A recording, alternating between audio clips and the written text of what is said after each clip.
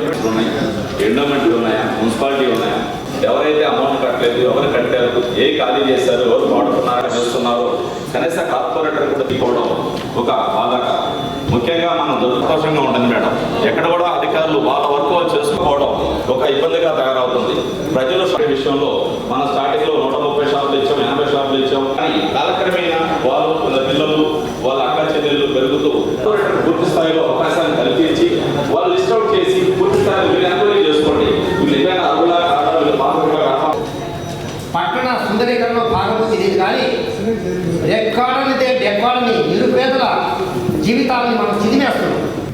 దానికి సంబంధించి district collector గారు 13/6/2025 ప్రొసీడింగ్స్ ఇచ్చారు. అంటే జియోమెట్రీ నెంబర్ 571 ప్రకారం గైడ్లైన్స్ ఫాలో అవుతూ నివేదిక సమర్పించమని చెప్పి, దానికి జియోమెట్రీ నెంబర్ 571 ప్రకారం ఏదేని ప్రభుత్వ భూమి మరో ప్రభుత్వ డిపార్ట్మెంట్ కానీ లేదా ప్రైవేట్ పర్సన్స్ కానీ ఇవ్వాలంటే జియోమెట్రీ నెంబర్ ప్రకారం దానికి ఒక వాచ్డాగ్ కమిటీ అనేది ఉంటుంది. ఆ వాచ్డాగ్ కమిటీలో వివిధ డిపార్ట్మెంట్కి సంబంధించిన అధికారులు ఉంటారు.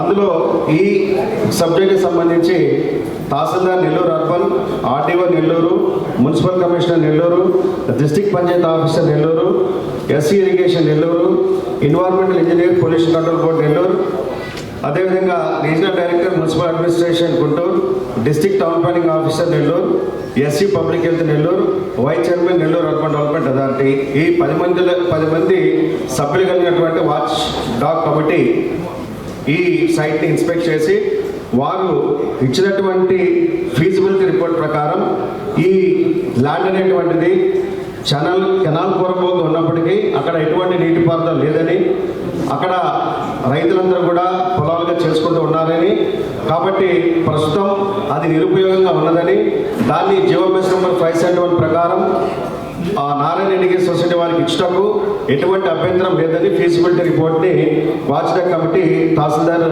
నెల్లూరు అర్బన్ వారికి ఇవ్వడం జరిగింది.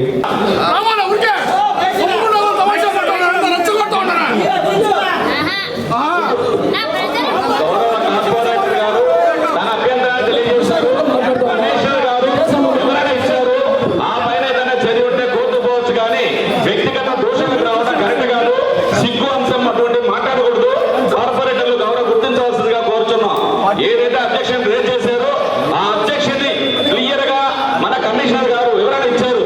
ఆ వివరణ తీసుకోండి. అంతమించి మీకు సరిపోతే కోర్టుకు పోండి. కానీ కార్పొరేటర్ని సిగ్గుందా అటువంటి మాట్లాడుకోవడం కూడా కరెక్ట్ కాదు. అర్థం చేసుకోండి.